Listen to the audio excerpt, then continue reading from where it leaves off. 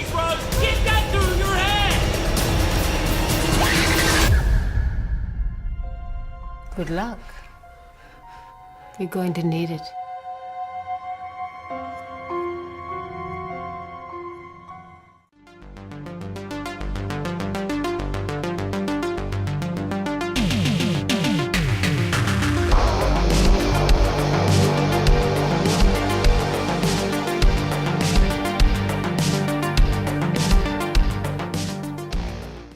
We are talking about The Terrible 2, written and directed by Billy Lewis, and this will come to us in early 2018 by High Flyers Entertainment, and is a story about a couple that move into a seemingly idyllic new home, and while they're there they end up having twins, 2 girls. However, they lose them in a tragic accident, as you'll kind of learn throughout the movie what's actually happened. But they seem to be, a year or so later, they seem to be being visited maybe by the spirits of these dead girls, and there seems to be maybe something amiss there. Certainly the wife is greatly affected, making them birthday cakes and stuff like that. Add to that, you seem to have some kind of wider conspiracy from maybe the townspeople at large. So what do we think of The Terrible 2?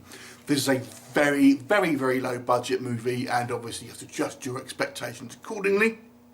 I've got to say, obviously the thought of obviously losing certainly 2 children in the same day is a horrible thought for any parent. So the movie sets up as, you know, are these guys going to go mad, or are they? Is there really kind of a supernatural force at work here? So it's either a descent into madness or a descent into hell type of situation, which I kind of quite like. It kind of plays it kind of quite close to the chest first of all, and so you really don't know what's kind of going on. And I also really enjoyed the fact that there seems to be a more far-reaching ramifications than anyone could ever expect. Basically, there seems to be some sort of wider mythology at work here, potentially involving demonology and you know, things like that. So that I all quite enjoyed. The problem is with this film, it's just such a low budget film. I just don't think it can carry off what it kind of promises.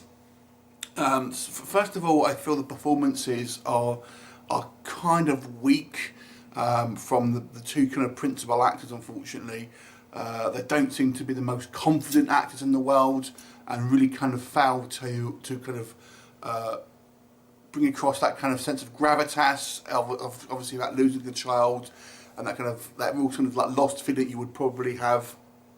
So I didn't think they were particularly the best actors, and there are some choices here that I didn't agree with. We have someone who is like a doctor who comes around, who is a psychologist or something, and he's apparently a man of God first of all, and he just slips straight into it rather than being a professional and talking about psychological issues. He goes straight into, oh no, there's definitely a presence here. I thought, come on, you wouldn't do that if you were a kind of some kind of psychologist or psychiatrist or something like that. It's also very heavy-handed with the kind of Christianity overtones here. We are told constantly, oh, God will do this, God will do that.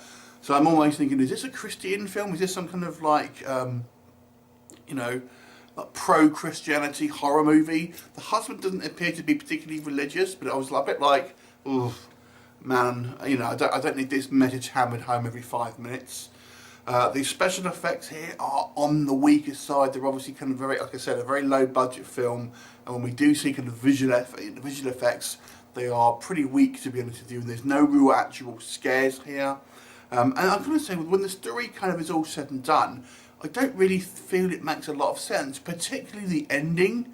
It doesn't really think I don't think the film's done a good enough job of letting the audience know what is actually meant to have happened there. And it just seems, people are taking actions for something I'm not 100% sure what actually happened about, and it ends up being a little bit of a kind of bit of a confusing situation going on there. So overall, I've got to say, although I feel this film has some good ideas, its execution is on the poorer side, and obviously you compound that with a very low budget. It doesn't make for a particularly compelling viewing experience, so I'll give this movie a 4 out of 10. Have you seen it? What did you think of it? Leave me a comment and I look forward to seeing you next time. Bye for now.